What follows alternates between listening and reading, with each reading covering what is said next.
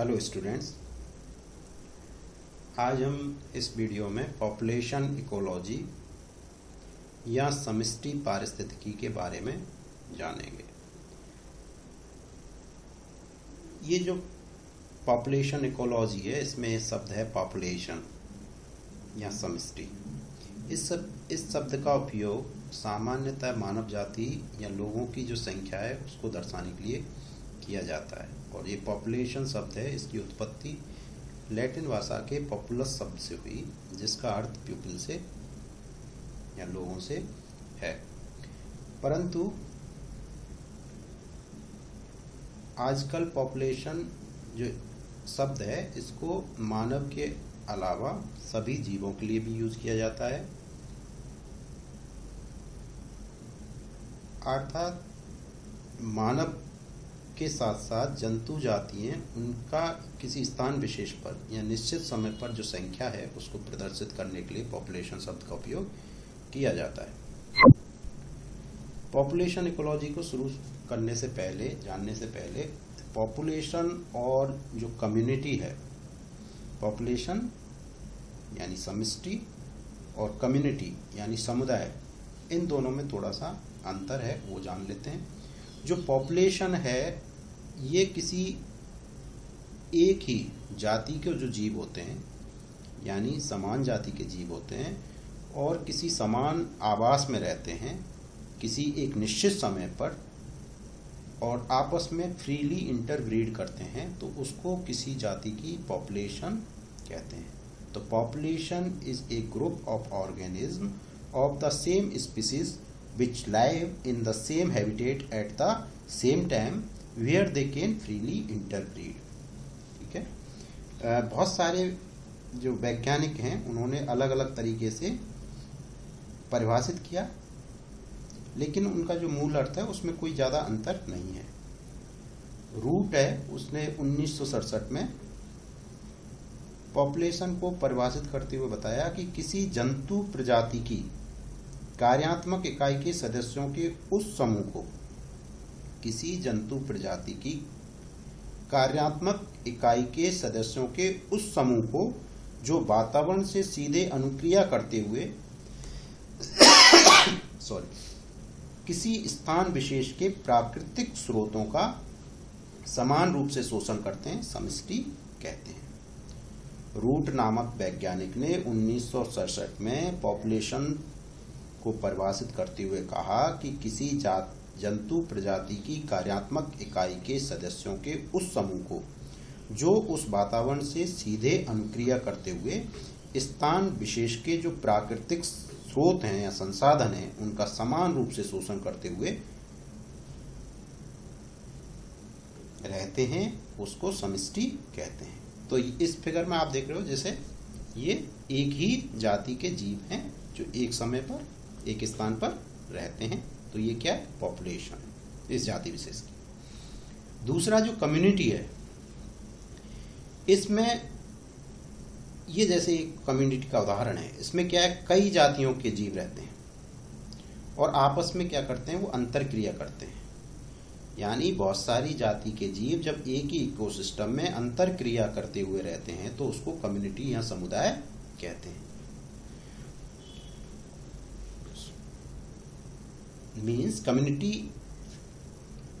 include all the population of the different species living and interacting in the same ecosystem, or a biological community is an assemblage of populations of various species living close enough for the potential interactions। तो आप इसमें देख रहे हो एक plant है, ये 7 spotted beetle है, रेड हैंड्स हैं, ठीक है, एफिड्स हैं कुछ, तो ये आपस में साथ साथ रह रहे हैं और साथ साथ इंटरेक्शन करते हैं। तो ये किसका उदाहरण है? कम्युनिटी का। एक जगह एक ही जाति के जीव रह रहे हैं एक ही समय पर एक ही आवास में, तो ये किसका उदाहरण है? पॉपुलेशन। तो ये पॉपुलेशन और कम्युनिटी में अंतर है। ठीक है।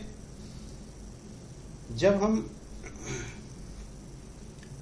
और दूसरी बात यह है कि जो प्राकृतिक आवास हैं वो हमेशा कम्युनिटी के रूप में ही रहते हैं, एक जाति के रूप में या मोनो स्पेसिफिक पॉपुलेशन के रूप में बहुत कम संभावना है।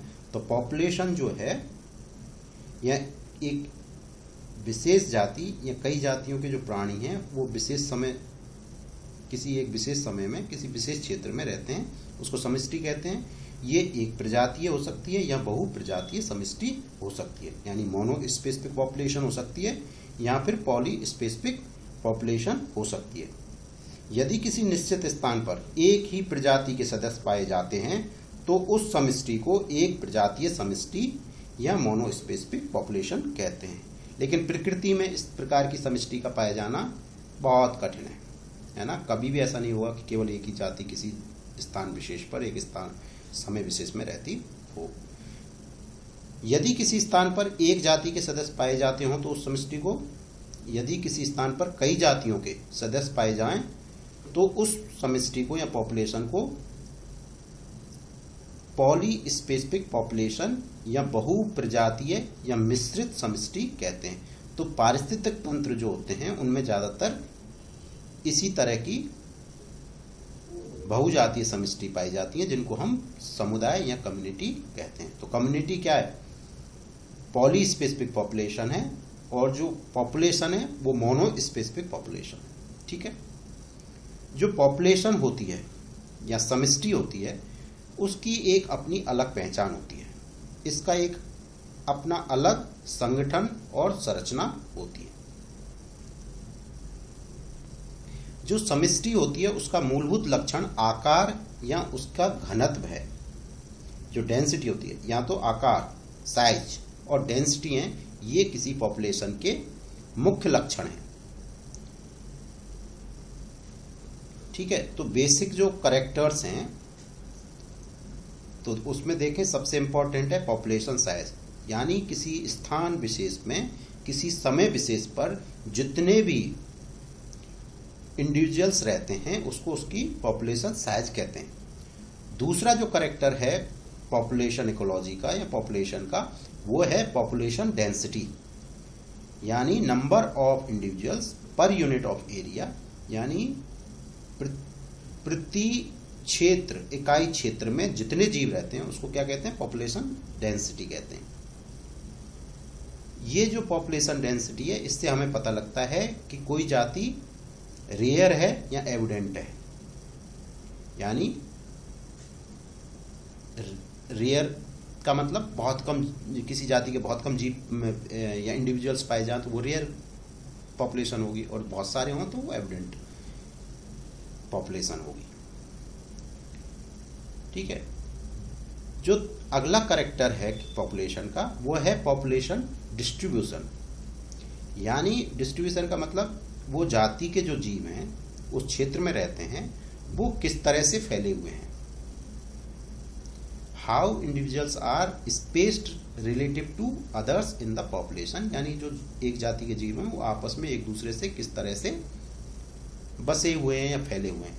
ये तीन तरह का हो सकता है। पॉपुलेशन जो डिस्ट्रीब्यूशन है वो तीन तरह का हो सकता है। रैंडम हो सकता है जिसमें किसी जाति की जो पॉपुलेशन है उसमें किसी तरह का कोई पैटर्न ना हो, नो पैटर्न ऑफ लोकेशन, तो इसको कहेंगे रैंडम पॉपुलेशन डिस्ट्रीब्यूशन। जैसे जो जंगल होते हैं उनमें जो पौधे होते हैं, प्लांट्स होते हैं, वो कैसे होते हैं? रैंडम होते हैं। कोई प्लांट कहीं होगा, कोई प्लांट कहीं होगा। तो इस तरह से जब किसी जाति के जीव रैंडमली हों तो उनको रैंडम डिस्ट्रीब्यूशन कहते हैं। दूसरा है यूनिफॉर्म डिस्ट्रीब्यूशन। इसमें जो जीव होते हैं, जैसे ये रैंडम का उदाहरण है और ये यूनिफॉर्म का उदाहरण है। तो यूनिफॉर्म जो डिस्ट्रीब्यूशन है उसमें जो जीव होते हैं एक निश्चित दूरी पर आपस में रहते हैं। जैसे जो नेस्टिंग बर्ड्स हैं, यानी जो घोंसला बना के रहने वाली चिड़ियां हैं, वो घोंसला क्या है? आपने देखा होगा कि इस प्लांट पे अब तो घोंसला देखने को कम मिलते हैं, लेकिन आप 10-15 साल पहले देखते तो पेड़ों पे घोंसला दिखते थे। तो वो एक निश्चित दूरी पे घोंसला बना के वो बर्ड्स रहती थी। तो इस तरह का जब डिस्ट्रीब्यूशन हो तो उसको यूनिफॉर्म डिस्ट्रीब्यूशन कहते हैं, जो कि जो नेस्टिंग बर्ड्स हैं उसमें देखा जाता है। तीसरा जो प्रकार है डिस्ट्रीब्यूशन का, पॉपुलेशन डिस्ट्रीब्यूशन का, वो है क्लम्प्ड। इसमें क्या है? जो इंडिविजुअल्स होते हैं वो जगह जगह इकट्ठे हो जाते हैं। ठीक है। जैसे ये हैं, तो इनका एक उदाहरण देखें तो जो फिशेज हैं उनकी जो स्कूलिंग फिशेज है वो, यानी इसमें जो इंडिविजुअल्स हैं वो जगह जगह क्लम्प बना लेते हैं, इसलिए इसको क्लम्प्ड टाइप पॉपुलेशन डिस्ट्रीब्यूशन कहते हैं। पॉपुलेशन का जो अगला कैरेक्टर है वो है पॉपुलेशन सेक्स रेशो, यानी लिंग अनुपात। तो जो मेल और फीमेल का अनुपात है वो क्या कहलाता है? लिंग अनुपात कहलाता है। ज्यादातर साधारणतः ये 50:50 के आसपास रहता है, लेकिन ये कम ज्यादा कहीं कहीं हो सकता है। जो अगला कैरेक्टर है पॉपुलेशन का वो है पॉपुलेशन एज स्ट्रक्चर। इसमें जो किसी जाति के जीव हैं उनको एज के हिसाब से, उम्र के हिसाब से भिन्न भिन्न कैटेगरियों में बांटा जाता है। ठीक है, यानी होता है कि उसमें मान लो आप ह्यूमन पॉपुलेशन की बात करें तो हम देखते हैं 0 से 6 वर्ष के कितने हैं, 6 से 12 वर्ष के कितने हैं, 12 से 25 वर्ष के कितने हैं। तो इस तरह से डिफरेंट जो ग्रुप्स हैं उनमें कैटेगरीज में हम बांटें तो इसको पॉपुलेशन एज स्ट्रक्चर कहते हैं। यदि ये जो पॉपुलेशन एज स्ट्रक्चर है ये जो जनसंख्या है उसकी वृद्धि दर को निर्धारित करती है। यदि किसी पॉपुलेशन में यंग की संख्या ज्यादा होगी, यानी युवाओं की संख्या ज्यादा होगी, तो जो जनसंख्या है वो क्या है? तेजी से बढ़ेगी। और यदि एज्ड यानी ओल्ड एज के जीव ज्यादा होंगे तो पॉपुलेशन जो है वो घटेगी, डिक्रीज करेगी। ठीक है, तो ये इस तरह से पॉपुलेशन के बेसिक कैरेक्टरिस्टिक हैं: population size, population density, population distribution, population sex ratio and population age structure. तो जो एक कैरेक्टरिस्टिक है पॉपुलेशन डेंसिटी, यानी जो समष्टि घनत्व है किसी एक विशेष क्षेत्र या आयतन की एक इकाई में पाए जाने वाले जीवों की संख्या को उस समष्टि का घनत्व कहते हैं। ये जो समष्टि घनत्व है ये क्या एक संख्यात्मक धारणा है। मान लो जैसे अपन एकड़ के हिसाब से देखें कि भाई 1 एकड़ में फलानी स्पीसीज के या किसी एक पेड़ के या एक जीव के कितने जीव पाए जाते हैं, इंडिविजुअल्स पाए जाते हैं, तो उसको क्या कहेंगे? घनत्व कहेंगे।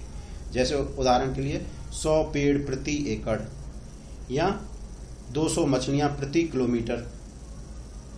तो इस तरह से यदि हम घनत्व को नापें तो ये क्या है? घनत्व है। घनत्व को जो डेंसिटी है उसको, जैसे ह्यूमन पॉपुलेशन है उसके लिए हम एक सूत्र देते हैं मैथमेटिकल, D = N/A/T, जहां पर D क्या होता है? घनत्व होता है। N प्राणियों की संख्या होती है, A क्षेत्र होता है, तो प्राणियों की संख्या बटे क्षेत्र और बटे समय की इकाई। तो इस तरह से घनत्व को हम मापते हैं, कैलकुलेट करते हैं। जो ये डेंसिटी होती है, ये घनत्व, ये 2 तरह का होता है।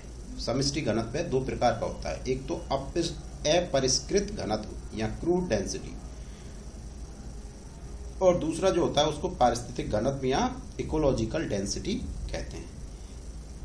जो क्रूड डेंसिटी है या अपरिष्कृत घनत्व है उसमें जीवों की समष्टि का वर्णन करते समय इसके घनत्व को संपूर्ण क्षेत्र के संबंध में प्रदर्शित किया जाता है। जैसे 100 खरगोश 1 वर्ग मील में रहते हैं तो उसका घनत्व क्या होगा? 100 खरगोश प्रति वर्ग मील। तो ये क्या क्रूड है।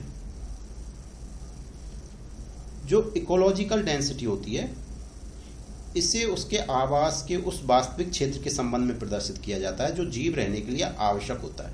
दूसरे शब्दों में प्रत्येक जीव अपने रहने के लिए एक निश्चित जगह घेरता है। उदाहरण के लिए 500 खरगोश 1 वर्ग मील में रह रहे हैं तो इसमें से सिर्फ क्या आधा वर्ग मील है क्षेत्र है जो रहने के लिए आवश्यक है, और उसमें कितने रह रहे हैं? 500। तो पारिस्थितिक घनत्व में इकोलॉजिकल जो डेंसिटी है वो कितनी होगी? 500 नहीं होगी, 1000 प्रति वर्ग मील होगी। जो पॉपुलेशन डेंसिटी है, इसको डिटर्मिनेशन करने की कई विधियां हैं, इसकी गणना करने की, पॉपुलेशन डेंसिटी की गणना करने की कई विधियां हैं। डेंसिटी क्या है? Number of individuals per unit of area. तो इसको मापने के लिए कई विधियां हैं, उनमें से हम डायरेक्ट मेथड और सैम्पलिंग मेथड इस तरह से भी बांटते हैं। दूसरा ये कह सकते हैं कि जो इसके जो तरीके हैं उनमें पहला है काउंटिंग इंडिविजुअल्स, यानी जो जीव हैं उनको एक एक करके गिनना, ठीक है, गणना विधि जिसे कह देते हैं, ठीक है। प्रत्येक जो जीव है उसको एक एक करके गिनेंगे, उसको कह देंगे काउंटिंग इंडिविजुअल्स। दूसरा जो विधि है वो एस्टिमेट्स बाय काउंटिंग इंडिविजुअल्स, यानी कुछ क्षेत्र में से कुछ जीवों को गिन लिया और उसके आधार पर एस्टिमेट लगा दिया। तीसरी जो विधि है estimates by the indirect indicators, यानी एक अनुमान लगाना अप्रत्यक्ष इंडिकेटर्स के आधार पर। चौथी जो विधि है वह है मार्क रिकैप्चर मेथड। इसमें क्या है, जीव को की मार्किंग कर देती है, उसको चिन्हित कर देते हैं और फिर दोबारा से पकड़ते हैं, दोबारा से गिनते हैं, ठीक है। किसी क्षेत्र विशेष में पहले जीव पकड़े, मार्क कर दिया, छोड़ दिया, फिर कुछ समय बाद दोबारा से रिकैप्चर किया, तो उसके आधार पर डेंसिटी कैलकुलेट करते हैं। तो इस तरह से जो डेंसिटी कैलकुलेट करते हैं उसका फॉर्मूला होता है n = number of marked individual, है ना, जितने जीव हमने मार्क किए, गुणा कैच सेकेंड टाइम, यानी दूसरी बार जब उनको पकड़ा तो कितने आए, बटे नंबर ऑफ मार्क रिकैप्चर्ड, यानी दोबारा पुनः कितने रिकैप्चर किए। तो जो मोस्ट कॉमन या कहो जो सबसे ज्यादा इंपॉर्टेंट जो मेथड है उनको हम दो भागों में बांटते हैं। एक क्वाड्रेट मेथड है। क्वाड्रेट मेथड में क्या है, एक इस तरह का एक निश्चित क्षेत्रफल का जाल है, उसको फेंकते हैं, ठीक है, और उस क्षेत्र में आने वाले जीव हैं उनको गिना जाता है, ठीक है। क्वाड्रेट मेथड में कुछ कुछ को गिन लिया, जैसे अब इसमें है, ये एक चौकोर क्वाड्रेट है, इसमें भी छोटे क्वाड्रेट है, इसमें से मान लो 3-4 को गिन लिया, उसका एवरेज निकाल लिया, तो उसके आधार पर हम जो कैलकुलेशन करेंगे वो क्वाड्रेट मेथड कहलाएगा। ये जो मेथड है क्वाड्रेट मेथड, ये अचल या इमोबिलाइज जो ऑर्गेनिज्म होते हैं जैसे प्लांट्स, उनके लिए यूज किया जाता है, या फिर जो बहुत ही ज्यादा धीमी गति से चलने वाले जीव हैं, ठीक है, स्मॉल, वेरी स्मॉल और स्लो मूविंग ऑर्गेनिज्म में, उनके लिए क्वाड्रेट मेथड का प्रयोग किया जाता है। और जो ये एरिया होता है इसको हम क्वाड्रेट कहते हैं। तो ये पॉपुलेशन साइज और डेंसिटी नापने के लिए काम में लिया जा सकता है। दूसरा जो मेथड है वो है मार्क रिकैप्चरिंग मेथड। इसमें क्या है, जीव को मार्किंग कर देते हैं, जैसे इसमें क्या है, इसके ये नेक बैंड बांध दिया, ठीक है, इसको मार्क कर दिया, कोई पक्षी है उसको कलर कर दिया, या उसके टैग कर, उसकी जो लैग है उसमें टैग लगा दिया, तो इस तरह से मार्क करते हैं, फिर रिकैप्चर करते हैं। ये उन जीवों के लिए करता है जो एक निश्चित एरिया में या घूमते रहते हैं, ठीक है, जैसे मैमल्स हैं, बर्ड्स हैं, फिशेस हैं। और जो ये टेक्निक है ये मार्क रिकैप्चर मेथड कहलाता है, जो कि पॉपुलेशन डेंसिटी को और पॉपुलेशन साइज को मापने के काम में लिया जाता है।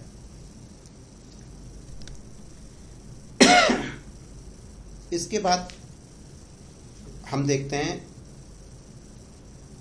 पॉपुलेशन ग्रोथ को, समष्टि की वृद्धि।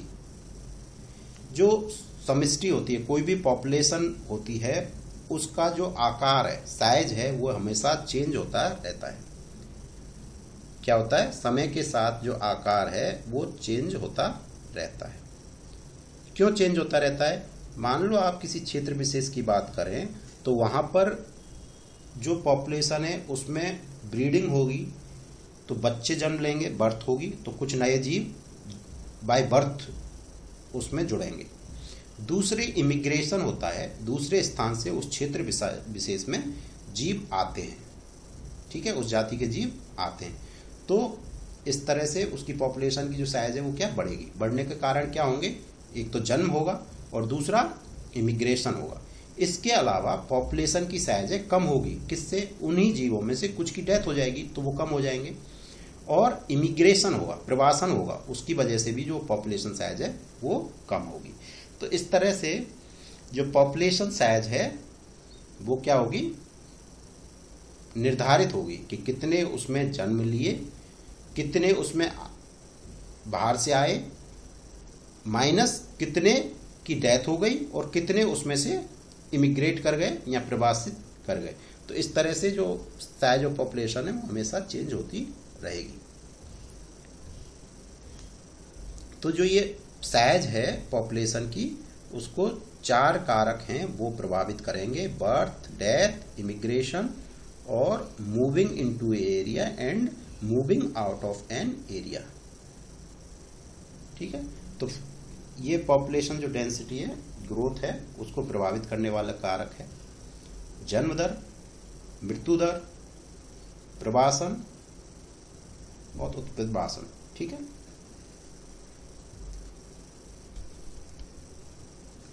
ये जो फैक्टर हैं पॉपुलेशन डेंसिटी को प्रभावित करने वाले जो कारक हैं, उनको हम 2 भागों में बांट सकते हैं। एक होते हैं डेंसिटी डिपेंडेंट फैक्टर्स, घनत्व आधारित कारक, और दूसरे होते हैं डेंसिटी इंडिपेंडेंट कारक या घनत्व से अप्रभावित होने वाले कारक। ठीक है, तो 2 तरह के कारक हो सकते हैं, एक तो डेंसिटी डिपेंडेंट हो सकते हैं और दूसरे डेंसिटी इंडिपेंडेंट फैक्टर हो सकते हैं। जो घनत्व आधारित कारक होते हैं, ये फैक्टर जो पॉपुलेशन डेंसिटी है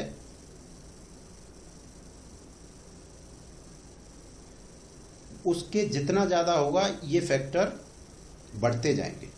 तो इसमें हम लोग सम्मिलित करते हैं, जैसे कंपटीशन है, ठीक है, प्रतिस्पर्धा है, प्रीडेशन है, शिकार करना, हर्बीवोरी है, पैरासाइटिज्म है, डिसीज है, स्ट्रेस है, जो ओवर क्राउडिंग के कारण जो स्ट्रेस होता है वो। तो ये जब पॉपुलेशन किसी एरिया में बढ़ेगी तो ये कारक भी बढ़ेंगे, कंपटीशन बढ़ेगा, प्रीडेशन बढ़ेगा, हर्बीवोरी बढ़ेगी, पैरासाइटिज्म बढ़ेगा, डिसीज बढ़ेंगी, और ओवर क्राउडिंग का जो स्ट्रेस है, तनाव है, वो भी बढ़ेगा।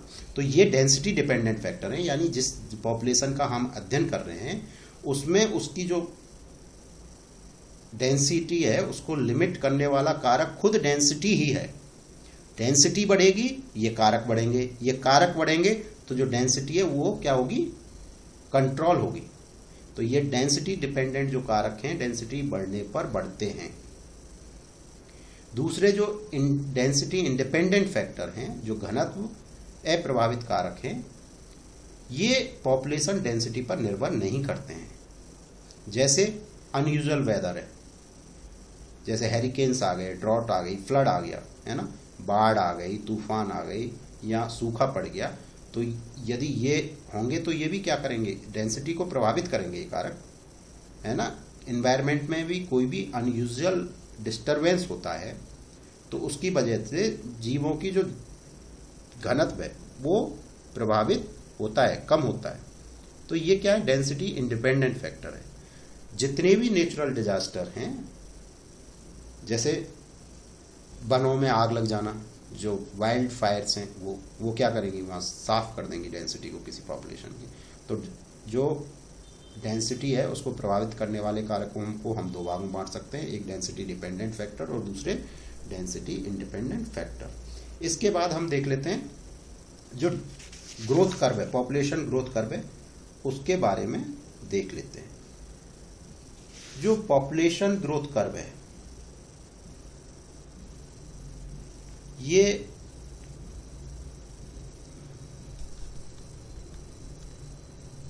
जनरली आपने देखा होगा इस तरह का दिखाई देता है। ये एक तो या तो ऐसे दिखाई देगा या ऐसे दिखाई देगा, ठीक है। तो जो ग्रोथ कर्व होता है वो क्या है? एक समय के साथ जो पॉपुलेशन है उसकी दर कैसे बढ़ती है उसको दिखाता है। यानी समय के साथ हम नंबर ऑफ इंडिविजुअल्स है उसको यदि ग्राफ पे रिप्रेजेंट करें तो इसको हम ग्रोथ कर्व कहते हैं।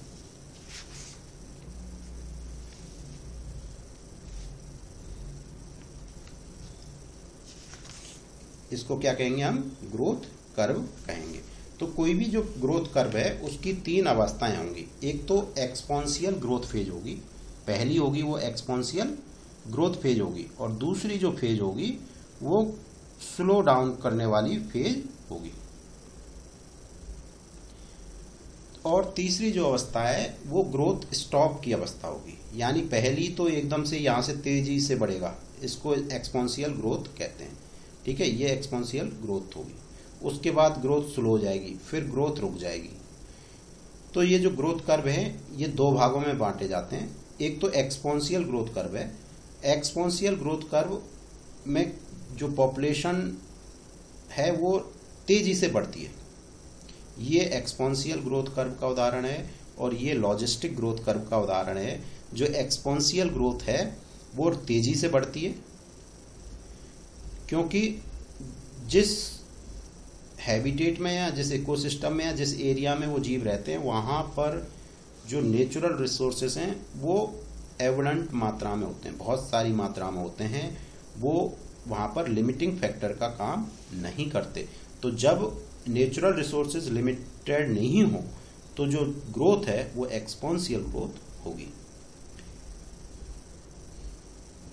तो इसमें क्या है, जो ग्रोथ है पॉपुलेशन की वो constant factor at constant time interval पे होगी। एक निश्चित समय में एक निश्चित मात्रा में इसकी वृद्धि होती रहेगी। तो इसके लिए शर्त क्या है कि यही है शर्त है एक्सपोनेंशियल ग्रोथ कर्व की, या एक्सपोनेंशियल ग्रोथ जो है कि जो रिसोर्सेज हैं नेचुरल रिसोर्सेज वो अनलिमिटेड होने चाहिए और किसी भी तरह का कंपटीशन नहीं होना चाहिए, यानी absence of predation and disease. तो जो ग्रोथ है वो कैसी होगी? एक्सपोनेंशियल ग्रोथ होगी। दूसरा जो ग्रोथ कर्व होता है वो लॉजिस्टिक ग्रोथ कर्व होता है।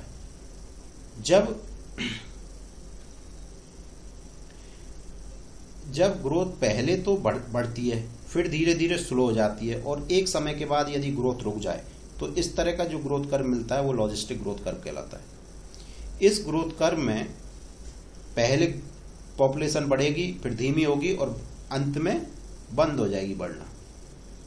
ठीक है, इस तरह का जो ग्रोथ है कर्व है, जब जो प्राकृतिक रिसोर्स हैं लिमिटेड हो जाए हैं तो इस तरह का हमें कर्व प्राप्त होता है।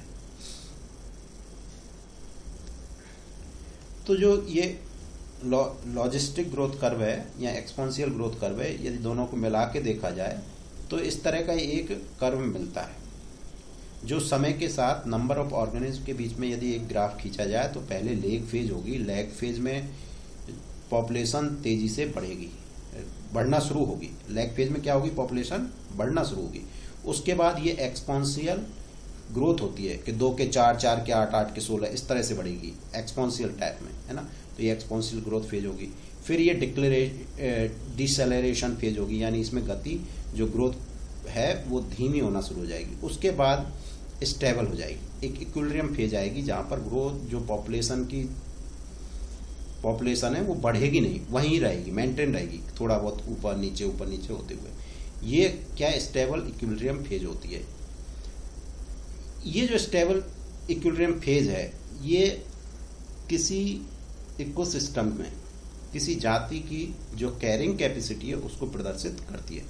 कैरिंग कैपेसिटी किसी भी पॉपुलेशन की वो मैक्सिमम नंबर्स ऑफ इंडिविजुअल्स हैं जो किसी इन्वायरमेंट में वो इन्वायरमेंट उनको सपोर्ट कर सकता है। यानी कोई आवास है या इन्वायरमेंट है, वातावरण है, वो किसी जाति के कितने मैक्सिमम पॉपुलेशन को सपोर्ट कर सकता है, वो संख्या कैरिंग कैपेसिटी कहलाती है। तो किसी भी इकोसिस्टम में या किसी भी इन्वायरमेंट में फूड, शेल्टर, स्पेस, उन सब के लिए कंपटीशन होता है। उन सब कंपटीशनों के परिणाम के फलस्वरूप एक निश्चित पॉपुलेशन ही किसी क्षेत्र विशेष में रह पाती है, उसे क्या कहते हैं? Carrying capacity. तो जो मैक्सिमम नंबर ऑफ ऑर्गेनिज्म है किसी पॉपुलेशन के जो किसी इन्वायरमेंट में लंबे समय तक मेंटेन रह सकते हैं, उसे क्या कहते हैं? कैरिंग कैपेसिटी कहते हैं। तो ये आपकी क्या हो गई? कैरिंग कैपेसिटी हो गई। तो इस कैरिंग कैपेसिटी की जो स्टेज होती है उसमें जो बर्थ रेट है और डेथ रेट है वो क्या हो जाएगी, सेम हो जाएगी। और दूसरा, यदि पॉपुलेशन को चेंज करने वाला कारक जैसे इमिग्रेशन और एमिग्रेशन है, तो इमिग्रेशन और एमिग्रेशन भी बराबर हो जाएंगे, आप्रवासन और प्रवासन बराबर हो जाएंगे। तो ये क्या, कैरिंग कैपेसिटी। कैरिंग कैपेसिटी क्या है, maximum numbers of organism in A population that an environment can support or maintain for a long time period। तो आज हमने पॉपुलेशन इकोलॉजी के बारे में देखा, पॉपुलेशन की परिभाषा क्या होती है वो देखा, पॉपुलेशन के कैरेक्टरिस्टिक क्या होते हैं वो देखे, और ग्रोथ, पॉपुलेशन जो डेंसिटी है उसको प्रभावित करने वाले कारक क्या होते हैं उनको देखा। उसके बाद पॉपुलेशन ग्रोथ कर्व जो होता है उसको देखा, पॉपुलेशन की डेंसिटी को काउंट करने के मेथड भी देखे, जैसे क्वाड्रेट मेथड देखा आपने, है ना, tagging method, recapturing, mark and recapturing method देखा। तो ये सब देखे। कैरिंग कैपेसिटी देखी, कैरिंग कैपेसिटी में कोई भी ये वो अधिकतम जीवों की संख्या है किसी पॉपुलेशन में जो कोई एनवायरनमेंट एक लंबे समय तक मेंटेन उस वातावरण में कर सकता है। ठीक है, अगली वीडियो में हम लोग कम्युनिटी इकोलॉजी के बारे में जानेंगे। तब तक के लिए धन्यवाद।